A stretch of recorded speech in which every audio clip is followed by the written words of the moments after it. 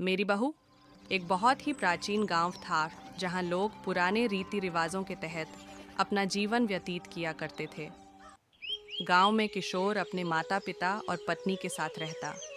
किशोर की पत्नी शीतल शहर की पढ़ी लिखी लड़की थी, इसलिए उसे गांव के रीति रिवाजों में ज़्यादा दिलचस्पी नहीं थी। फिर भी उसे परंपराओं के अनुसार गांव के लोगों के सामने सर ढक कर रखना पड़ता था। कुछ दिनों तक तो शीतल ने बड़े बुजुर्गों की मर्यादा रखते हुए यह बर्दाश्त किया, लेकिन जब उसे लगातार पर्दे में रहने से घुटन होने लगी तो उसने अपने पति किशोर से शहर जाने की बात कही। किशोर गांव में ही पला बढ़ा था, इसलिए उसे शहर जाने में कोई रुचि नहीं थी। उसने अपनी पत्नी को समझाते हुए कहा, यहाँ हमारा पूरा परिवार है और हम इसे छोड़कर नहीं जा सकते। तुम्हें यहाँ रहने में क्या परेशानी है? शीतल ने किशोर से खुलकर अपने दिल की बात कह दी। बस फिर क्या था, वह अपनी पत्नी से नाराज़ हो गया और ज़ोर ज़ोर से चिल्लाने लगा। किशोर की आवाज़ सुनकर उसके माता पिता भी कमरे के अंदर आ गए हैं, और जैसे ही उन्हें सारा मामला पता चला तो उन्होंने भी अपनी बहू को बुरा भला कहना शुरू कर दिया।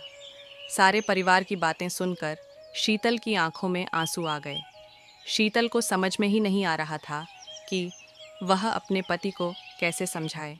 इस घटना के कुछ महीने गुजरने के बाद एक दिन शीतल सुबह होते ही बिना किसी से कुछ कहे घर से निकल जाती है। काफ़ी दूर पैदल चलने से उसे थकान महसूस होने लगती है, इसलिए वह एक सुनसान जगह पर जाकर बैठ जाती है।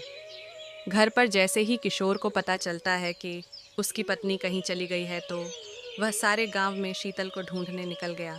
किशोर गांव के चारों तरफ जोर जोर से आवाज़ लगाते हुए अपनी पत्नी को खोज रहा था। जब वह कहीं दिखाई नहीं दी तो सभी की चिंताएं बढ़ने लगती हैं। लेकिन इसी बीच एक बुजुर्ग व्यक्ति गांव वालों से आकर बताता है कि इस गांव की एक महिला रास्ते में एक सुनसान जगह पर अकेली बैठी है। यह बात सुनते ही किशोर तुरंत उसी तरफ दौड़ लगा देता है। किशोर को भागता देख गांव के लोग भी उसके पीछे भागने लगते हैं। जैसे ही किशोर शीतल के नज़दीक पहुंचा, उसे देखते ही उसके होश उड़ गए, क्योंकि शीतल अपने बिखरे बालों के साथ मिट्टी से खेल रही थी। शीतल को ऐसी स्थिति में देख गांव वालों को लगा ज़रूर यह कोई भूत बला है जो शीतल के पीछे पड़ गई है। सभी ने शीतल को काबू में करने की बहुत कोशिश की। जोर जोर से रोने लगी। उसके रोने की आवाज़ किसी पुरुष की तरह लग रही थी। जैसे तैसे करके शीतल को घर लाया गया। गांव के सभी लोगों को शीतल की हरकतें भूतिया गतिविधि की ओर इशारा कर रही थीं, इसलिए सभी ने तांत्रिक बुलाने को कहा।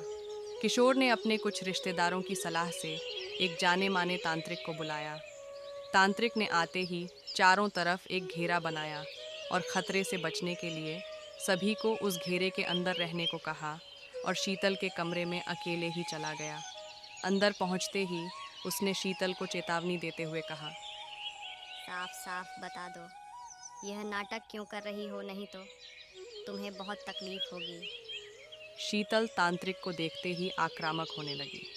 मैं अच्छी तरह से जानता हूँ, भूत प्रेत नाम की कोई चीज़ नहीं होती।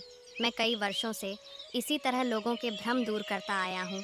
तुम्हारे घर वालों को समझाना मुश्किल है, लेकिन तुम अच्छी तरह से जानती हो कि तुम यह नाटक कर रही हो। तांत्रिक की बात सुनते ही शीतल की आंखों में आंसू आ गए और उसने रोते हुए अपना झूठ कबूल कर लिया। शीतल ने तांत्रिक को बताया कि वह शहर की पढ़ी लिखी लड़की है, उसे ज़्यादा बंधनों में रहना पसंद नहीं। उसने कई बार अपने पति से यहाँ से दूर चलने को कहा, लेकिन जब वह नहीं माने तो मजबूरी में आकर उसने चुड़ैल चढ़ाने का नाटक किया ताकि वह अपने मन मुताबिक जी सके। दरअसल तांत्रिक एक वैज्ञानिक था जो कई सालों से भूतों के नाम पर फैली हुई अफवाहों की सच्चाई दिखाने के लिए रिसर्च कर रहा था, और उसी वजह से उसने तांत्रिक वेशभूषा अपनाई थी।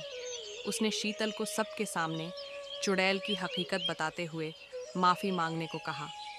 जैसे ही गांव वालों को पता चला कि शीतल अपने परिवार के सामने सिर ढकने से बचने के लिए चुड़ैल का ड्रामा कर रही थी तो उन्हें आज से पहले गांव में हुई सभी भूतिया घटनाओं पर संदेह होने लगा। तांत्रिक के समझाने पर शीतल के घर वालों ने उसे उसके पति के साथ शहर जाने की इजाज़त दे दी। तांत्रिक की वैज्ञानिक सोच ने लोगों में भूतों के प्रति फैले अंधविश्वास को गहरी चोट दी थी। लेकिन ये तो सिर्फ एक शुरुआत थी और इसी के साथ यह कहानी ख़त्म हो जाती है।